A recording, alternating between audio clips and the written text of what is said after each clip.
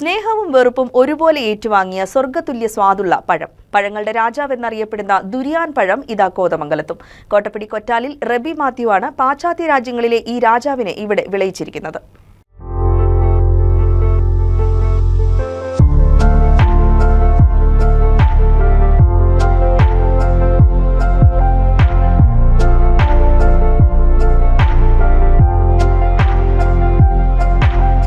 പഴങ്ങളുടെ രാജാവ് എന്നാണ് തെക്ക് കിഴക്കൻ ഏഷ്യക്കാരനായ ദുരിയാൻ അറിയപ്പെടുന്നത്. ഫുട്ബോളിന്റെ വലിപ്പമാണ് ഈ പഴത്തിന്. കൂർത്തുമൂർത്ത നീളൻ മുള്ളുകൾ ഉണ്ടായിരിക്കും.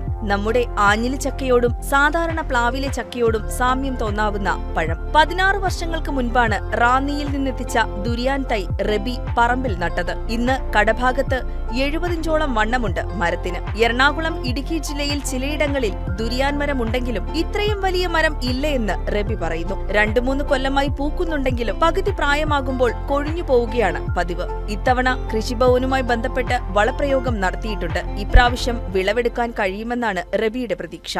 ദുരിയാൻ എന്ന് പറയുന്ന ഒരു ഫ്രൂട്ട് ഉണ്ടാകുന്ന മരമാണ് ഇത്. മലേഷ്യയിലാണ് ഏറ്റവും കൂടുതലുള്ളത്. അവിടെ നിന്ന് ഇപ്പം നമ്മുടെ നാട്ടിലും ആളുകൾ കൊണ്ടുവന്ന് വെച്ച് കൃഷിയായിട്ട് ചെയ്യുന്നുണ്ട്. ഈ മരം വെച്ചിട്ട് ഇപ്പോൾ ഏകദേശം ഒരു 16 വർഷത്തോളമായി. ഇത് സാധാ തൈയാണ് വെച്ചത്.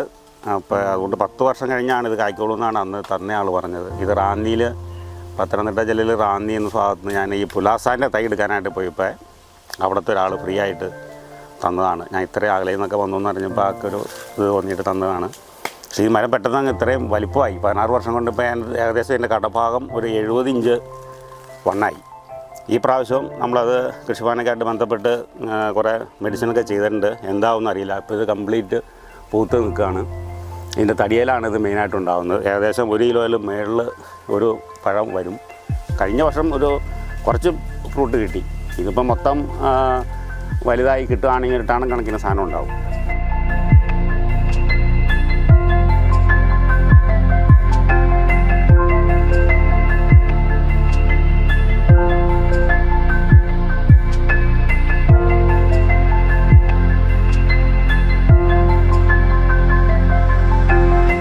Ice cream, biscuit, cake, milk shake എന്നിവ തയ്യാറാക്കാൻ ഉത്തമമായ ദുരിയാൻ പഴം ആളൊരു കേമനാണ്. ഒരു പഴത്തിന് ഏകദേശം 3 കിലോ വരെ തൂക്കമുണ്ടാകും. ഇതിന് വല്ലാത്തൊരു രൂക്ഷഗന്ധമുണ്ട്. ചിലർക്ക് ഈ മണം ഇഷ്ടമാണ്, എന്നാൽ ചിലർക്ക് സഹിക്കാൻ കഴിയാത്ത ഗന്ധം. നന്നായി പരിചരിച്ച് വളർത്തിയാൽ ഒരു മരത്തിൽ നിന്ന് ഏതാണ്ട് 40 മുതൽ 400-ലേറെ ചക്കകൾ കിട്ടും. ഏകദേശം 10 മുതൽ 40 വരെ ചുളകൾ ഓരോ ചക്കയിൽ നിന്നും കിട്ടും. ദുരിയാന്റെ ജന്മദേശം മലേഷ്യയും ഇന്തോനേഷ്യയുമാണ്. ഉൾവശം ചക്കയിലെ ചുളകൾ പോലെയുണ്ടാകും. ചക്കക്കുരുവിനേക്കാൾ വലിപ്പമുള്ള വിത്തുകളും കുരുവിന് മുകളിലുള്ള ആത്തപ്പഴത്തിനകത്ത് പറ്റിയിരിക്കുന്നത് പോലെയുള്ള ഭാഗമാണ് ഭക്ഷ്യയോഗ്യം. ദുരിയാൻ മാത്രമല്ല, റംബുത്താൻ, പുലാസാൻ തുടങ്ങിയ പഴങ്ങളും റബിയുടെ കൃഷിയിടത്തിൽ നിറഞ്ഞു നിൽക്കുന്നുണ്ട്.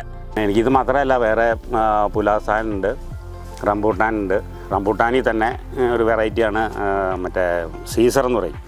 അത് ഞാൻ റാന്നിയിലൊരു സ്ഥലത്ത് ഒരു ജോണിക്കുട്ടി എന്ന് പറഞ്ഞ ആളുടെ അടുത്ത് പോയി കണ്ട് വാങ്ങിച്ചാണ്. അവിടെ ഞാൻ ചെല്ലുമ്പോൾ പഴമുണ്ട്.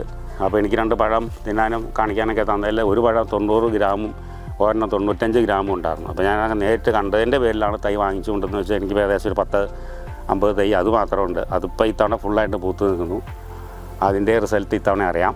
നമ്മുടെ കേരളത്തിലെ കാലാവസ്ഥയ്ക്ക് ഇത് പറ്റുമല്ല. അതുകൊണ്ടാണ് ഇത് 70 ഇഞ്ച് മരം വരെ ഈ ഇത് വണ്ണം വെച്ചത്. അല്ലെങ്കിൽ ഇത് പണ്ടേ ഉണങ്ങി പോവുക, അല്ലെങ്കിൽ എന്തെങ്കിലും കേട് വന്നു പോവുക ചെയ്യേണ്ടതാണ്. അപ്പോൾ നമ്മുടെ കേരളത്തിൻ്റെ മണ്ണിൽ ഇത് നല്ല രീതിയിൽ വളരും എന്നുള്ള കാര്യം ഉറപ്പാണ്.